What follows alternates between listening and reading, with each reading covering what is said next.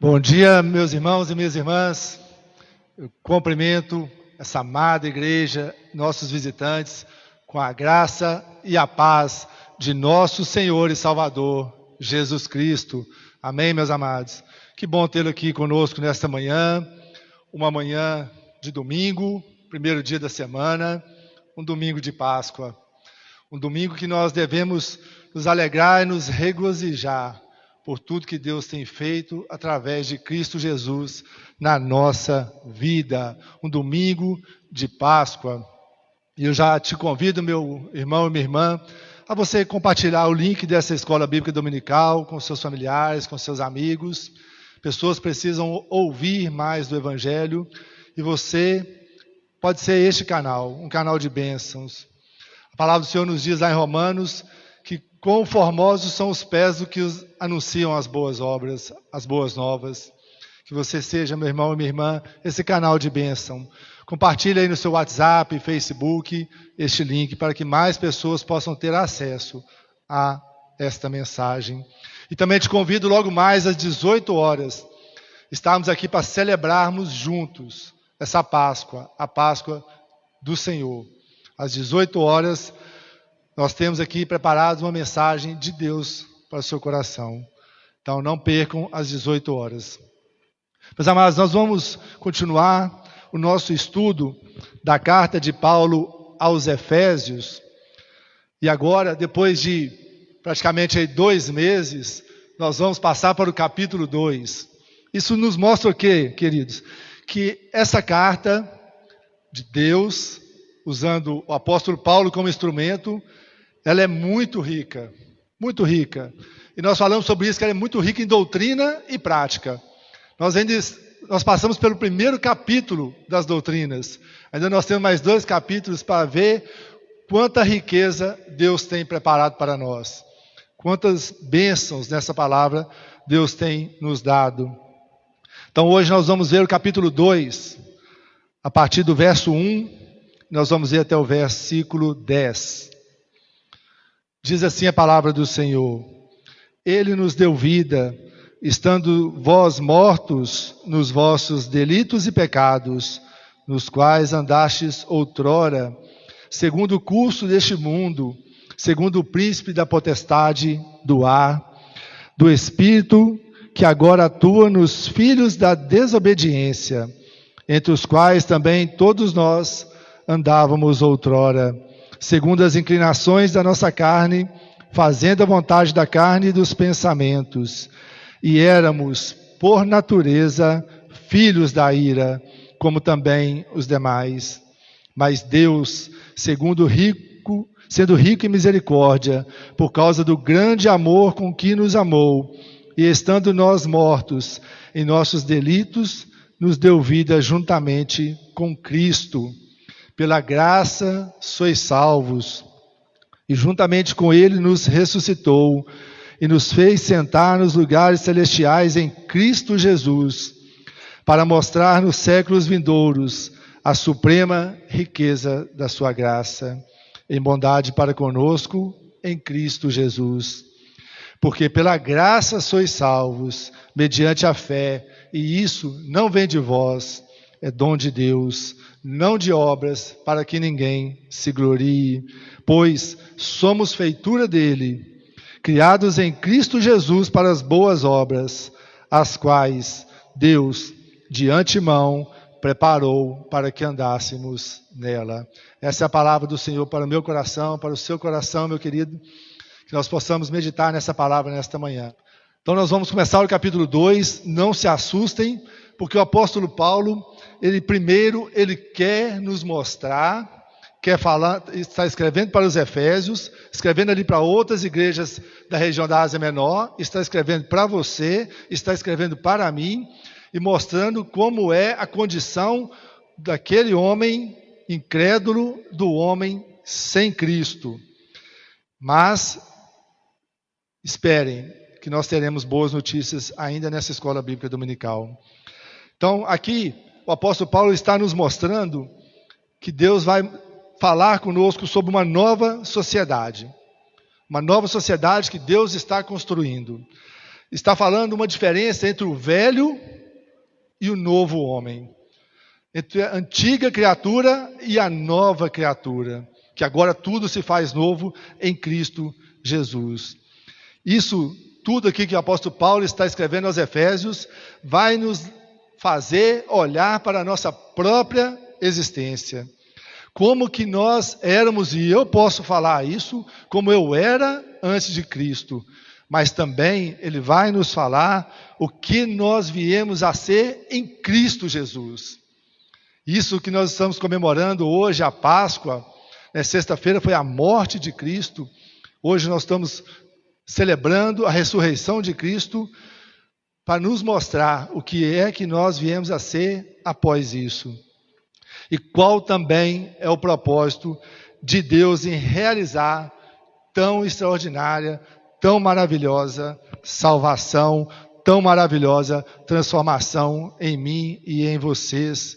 Ou seja, Deus vai mostrar de onde nós fomos tirados. Nós somos tirados da sepultura espiritual, e nós somos conduzidos ao reino de Deus, ao reino do nosso Senhor Jesus Cristo. O apóstolo Paulo quer nos mostrar aqui que a nossa condição sem Cristo, ela é desesperadora, ela é triste, meu amado, minha amada. Ela é triste, é desesperadora. É isso que ele começa falando nesse capítulo 2. O diagnóstico que Paulo faz é de que nós somos caídos, vivemos num mundo caído, e que só em Cristo Jesus é que nós podemos reviver. Ser caído e estar no mundo caído, isso é uma condição natural do mundo após o pecado.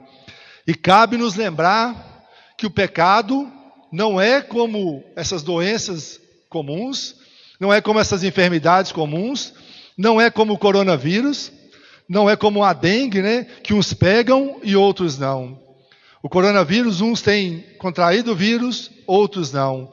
Uns contraem e são curados para a glória de Deus. Outros não são curados, também para a glória de Deus. Mas o pecado não, meus amados. O pecado, ele é inerente a todo ser humano. Todo ser humano, ele é responsável pelo pecado. Ele está envolvido de alguma forma pelo pecado. Mas aí o apóstolo Paulo, ele continua falando para nós alguns fatos dramáticos deste homem sem Cristo. Ele fala no verso 1, que nós estávamos mortos nas nossas transgressões e pecados. E é claro que o apóstolo Paulo aqui, ele está falando de morte espiritual. Ele não está falando ainda de morte física. Está falando que o morto, ele é morto para Deus. O homem não possui vida espiritual por si mesmo. Ele não pode fazer nada sozinho que possa agradar a Deus. Isaías fala no capítulo 64 que as nossas justiças por nós mesmos é como trapos de imundícia. É isso que Isaías fala. Da mesma maneira que uma pessoa morta fisicamente, ela não responde a nenhum estímulo. Você pode falar com o morto, você pode cutucar o morto, você pode chorar diante do morto, e ele não vai reagir. Assim também, meu amado, é um homem, uma mulher, mortos espiritualmente. Sozinhos eles são incapazes de responder a estímulos espirituais. Uma pessoa espiritualmente morta não tem prazer nas coisas de Deus, não tem prazer em vir à igreja, não tem prazer em orar, não tem prazer em ter comunhão com Deus. Uma pessoa morta espiritualmente, ela está afastada de Deus. Meus amados, mas o apóstolo Paulo, ele ainda reforça, para a gente ver essa condição do homem caído, e nos mostra que o salário do pecado é a morte. E a morte, ela é separação. A morte física separa o corpo da alma, e a morte espiritual separa o homem de Deus. Separa o homem do seu Criador, separa o homem de Deus, que é a fonte da nossa vida. É importante ressaltar também, meus amados, que aquele que está morto, espiritualmente, ele não está apenas doente, como alguns querem mostrar, que nós estamos só doentes. Não.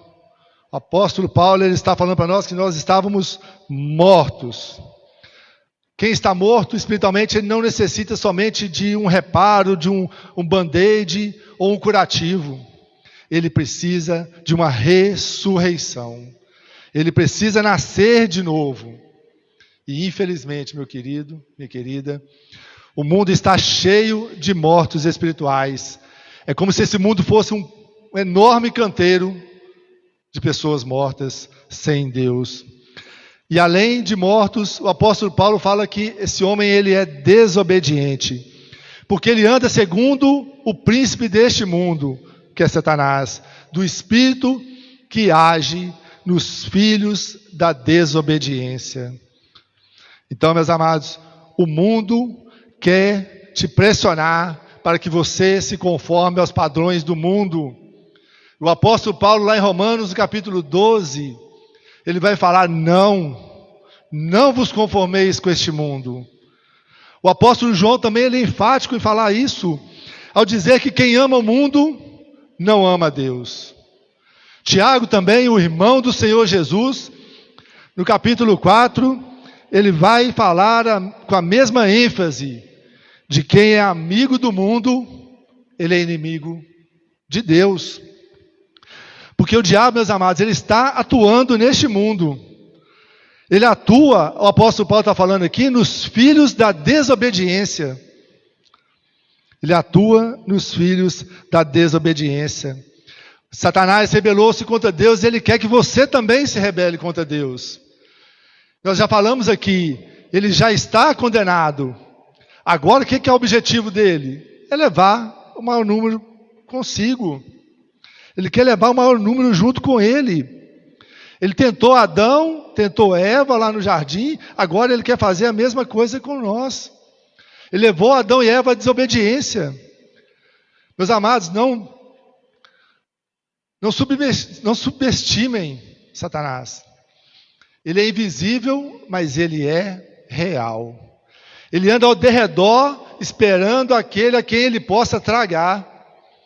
Ele quer mostrar para você que a Bíblia é antiquada, que a Bíblia é ultrapassada, que você é um crente fanático porque você vai à igreja, que você é um crente fanático porque você está aí agora assistindo um culto online. Ele está esperando, meus amados, ele está de redor esperando uma oportunidade. E muitas pessoas, neste pouco mais de um ano de coronavírus, têm dado muitas brechas. Cuidado, meu querido, cuidado. Muitas pessoas têm se conformado com os padrões deste mundo. Têm deixado de ler a Bíblia, têm usado da oportunidade de não ter culto presencial até esses dias, para se desviar dos caminhos do Senhor. Cuidado com Satanás. Nós não precisamos superestimá-lo, mas também não devemos subestimá-lo. Ele se transfigura até um anjo de luz para te enganar, para nos enganar. Então, cuidado, meu querido, cuidado, minha querida. Ele veio para roubar, para matar e para destruir.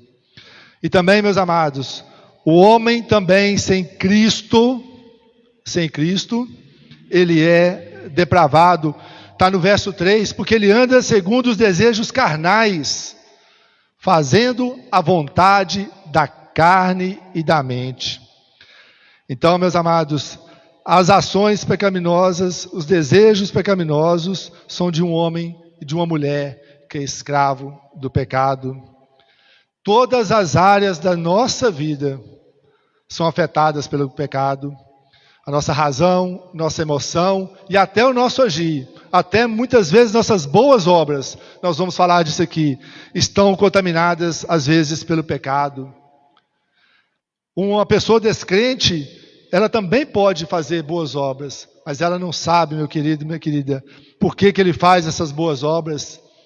Ele não faz essas boas obras reconhecendo que são para a glória de Deus, assim como nós devemos fazer, e nós vamos chegar nesse momento. Eles também não fazem isso com gratidão àquilo que Deus tem feito na vida dele, e pela graça e a misericórdia na vida dele, do descrente, de ainda não ser consumado. E também, meus amados, o homem sem Cristo, o apóstolo Paulo está falando aqui para nós, ele está condenado, porque ele vai falar no versículo 3, que é por natureza filho da ira. O homem sem Cristo é filho da ira. O homem não convertido é filho da ira. Ele é filho da desobediência. Mas, aí você me pergunta, não tem boa notícia aí não, Álvaro? Tem. Porém, contudo, todavia, meus amados, eu tenho uma ótima notícia para te dar. O apóstolo Paulo está nos dando essa notícia. Ele vai falar agora do melhor da obra de Deus por nós. Vai falar da obra de Deus por nós. Primeiro, meus amados, ele vai falar que Deus nos amou. Ele vai falar no verso 4, mas Deus, esse Deus todo-poderoso, que é rico em graça e misericórdia, pelo imenso amor que nos amou. Meu querido, minha querida, por natureza, pela sua própria natureza, Deus é amor. Mas o amor de Deus em relação a nós, quando éramos pecadores, é um amor que agora se tangibiliza em graça e em misericórdia. Foi no Calvário que Deus demonstrou o seu amor aos pecadores, assim como eu era antes de Cristo.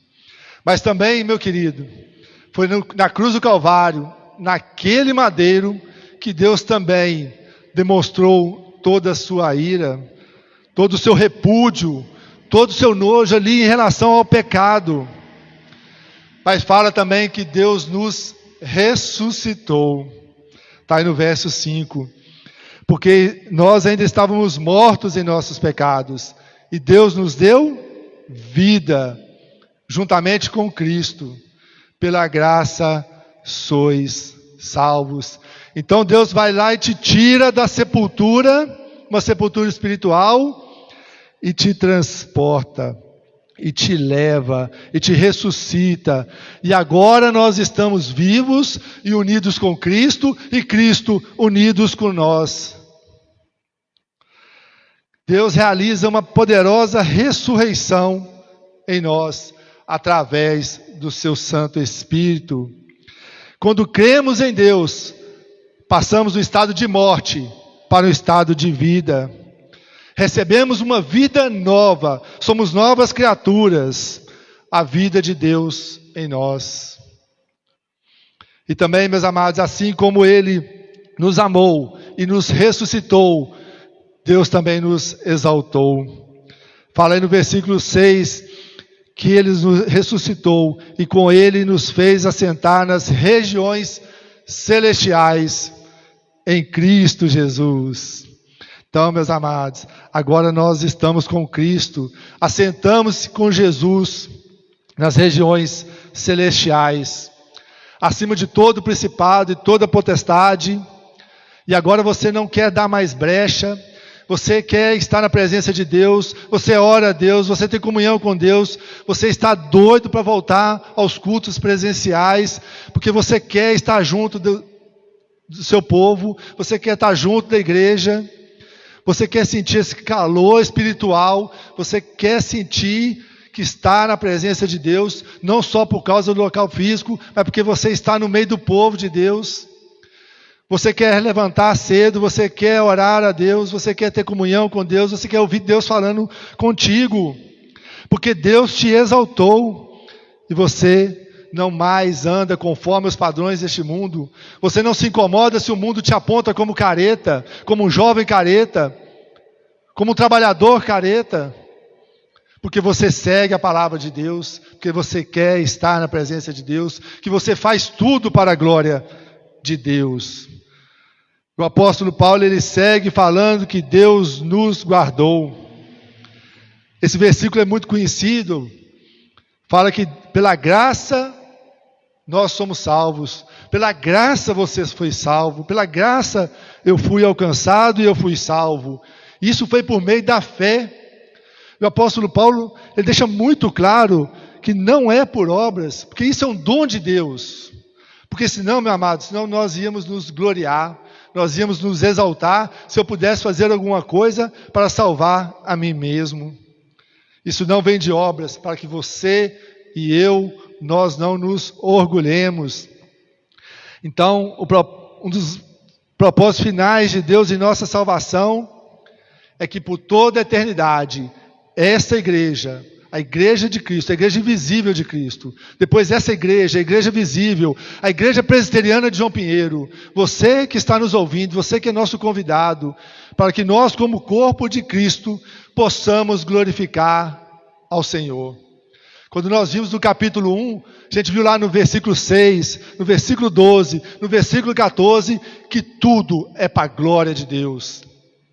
As bênçãos que você recebeu de ter sido escolhido pelo Pai, comprado por esse precioso sangue de Jesus e ter sido selado pelo Espírito Santo, tudo é para a glória de Deus, é para louvor da sua graça. A salvação é pela graça, meus amados, por meio da fé, a fé em Cristo Jesus, o meu Senhor, o meu Salvador, o seu Senhor e o seu Salvador. Então, querido, entregue sua vida a Cristo, esse que pode fazer essa obra em você.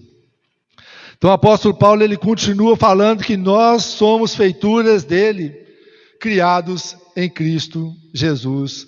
O Criador de todas as coisas, ele criou todas as coisas ali, meus amados, em 5 dias. No 6º dia, ele continuou criando e ele criou você, ele criou a mim, ele criou ao homem. E o homem é como se fosse ali a cereja do bolo, a coroa da criação. E ele falou, você e toda a minha criação, tudo é muito bom. Então, meus amados, a salvação é uma obra monergística de Deus, e Ele continua trabalhando na minha e na sua vida. Agora como? Se Deus te regenerou, te tirou da sepultura, te deu vida, mas Deus continua trabalhando, e você também continua trabalhando na sua santificação, meu amado.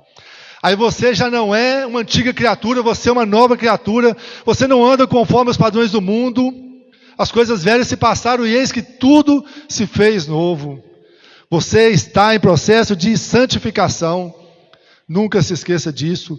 Você não pode ser comparado a uma pessoa que está lá fora sem Cristo. Pelo contrário, você é um instrumento de Deus para trazer aquela pessoa para Cristo. Deus ainda está trabalhando. Seu propósito não é só nos levar para a glória, mas nos transformar à imagem de Cristo, o Rei da glória, o Senhor dos senhores, o Rei dos reis. Então, meus amados, a conversão ela não é o fim.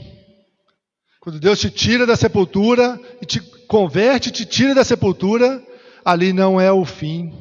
Deus começou uma boa obra em nós e Ele há de terminar na consumação dos séculos, na glorificação, na volta do nosso Senhor Jesus Cristo. E também o apóstolo Paulo vai continuar nos falando agora da obra por nosso intermédio. Agora ele vai falar que nós somos esse instrumento que eu tenho falado com os irmãos. Nós somos salvos pela fé, não por obras. Mas, meus amados, isso não é motivo de você não fazer boas obras. A fé que justifica, ela vem acompanhada das obras. Ela nunca vem sozinha. Nós somos salvos pela fé, mas essa fé, ela vai produzir obras. Muitas pessoas querem fazer aí uma tensão, um conflito entre Paulo e Tiago. Infelizmente, isso tem levado a algumas heresias. Como se Paulo e Tiago estivessem contradizendo um ao outro. Isso tem levado a separações tristes, inúteis, no meio do povo cristão. Mas, meus amados, essa tensão não existe. Essa tensão nunca existiu por parte de Paulo e Tiago. Não. Absolutamente não. Paulo e Tiago, eles estão se complementando. Eles foram inspirados por Deus para escreverem esta palavra. E a palavra de Deus nunca vai se contradizer, meu querido. Nunca. Paulo falou que que a causa da salvação é a justificação pela fé. E Tiago vai dizer que a evidência da sua salvação são as obras da fé. O ponto de vista de Paulo aqui é como nós recebemos a salvação. Como você recebeu a salvação? Como eu recebi a salvação? É pela fé, meu querido. É pelo ouvir a palavra de Deus, e a palavra de Deus vai produzir essa fé em nós. Só que Tiago ele vai de um outro ponto de vista, e ele vai falar assim, como essa fé verdadeira, ela é reconhecida. A sua fé, a minha fé, ela é reconhecida pelas obras. Tiago vai falar que a fé sem obras, ela é morta. Então, meus amados, nós somos justificados diante de Deus pela fé. Deus, Ele vê a minha fé, Ele enxerga a minha fé. Ele é o meu Senhor, Ele é o meu Criador, Ele reconhece tudo em mim. Antes da palavra não enxergar a boca, Ele já até conhece. Ele sabe tudo de mim, sabe tudo de você. Mas, meu querido, a pessoa que está lá fora, não. Ela não consegue enxergar a sua fé. Mas você pode sim tangibilizar a sua fé. Você pode materializar a sua fé através das suas obras. É isso que Tiago está falando. Se você vê uma pessoa passando necessidade, passando fome, passando frio, carente de uma palavra de Deus, que muitas pessoas estão carentes, você vai fazer isso, meu querido. Você vai ajudar o próximo, você vai amar ao próximo, você vai servir. E o lema dessa igreja, nunca se esqueça, é de que se nós somos salvos, nós somos servos. Nunca se esqueçam disso. Então as pessoas vão ver a sua fé pelas suas obras. Então, meus amados, eu parto para a conclusão aqui e te falo que uma boa maneira de nós explicarmos a salvação é afirmar que a história da nossa salvação, a história da minha salvação, da sua, é uma história de Deus. É uma iniciativa de Deus, uma iniciativa soberana de Deus, uma ação monergística de Deus em procurar o homem caído no mundo caído, o mundo que jaz no pecado. Sabe por quê, meu querido? Porque se deixasse por conta do homem, ele não buscaria Deus. Quando Adão e Eva pecaram no jardim do Éden, o que eles fizeram foi se esconder de Deus, fugir da presença de Deus. E essa é a situação do homem natural, daquele homem que nós começamos falando aqui no capítulo 2, sem Cristo, é fugir de Deus. É Deus de um lado, ele quer fugir para o outro lado. Mas Deus, por sua graça e sua misericórdia, ele vai atrás do homem, porque se deixasse o homem não iria. Se dependesse do homem, ele ia continuar falando igual ele falou para Deus no jardim: ouvi sua voz, por isso me escondi. Então, meu amado, minha amada, hoje é um belo dia para você fazer essa reflexão, que Cristo morreu pelos nossos pecados, padeceu naquele madeiro, sofreu a minha e a sua morte. Meu amado, não deixe que isso tenha sido em vão, valorize isso, reflita sobre isso neste domingo, onde muitos estão compartilhando figurinhas aí de coelho e de ovos de chocolate. Mas você se quebrante diante do Senhor, se derrame diante do Senhor, confesse que Cristo é o Senhor da sua vida, que Ele morreu naquela cruz, a morte que era nossa. Mas não perca hoje à noite, nós temos uma ótima notícia para te dar, que chegou o domingo e Cristo ressuscitou, e porque Ele ressuscitou, Ele vive, e você vai viver para Ele, e eu vou viver para Ele, nós vamos viver para Cristo. Se derrame diante de Deus, meu querido, não perca essa oportunidade. Agora, neste momento, se coloque diante do Senhor. Se coloque diante do Senhor e pede para Deus falar ao seu coração.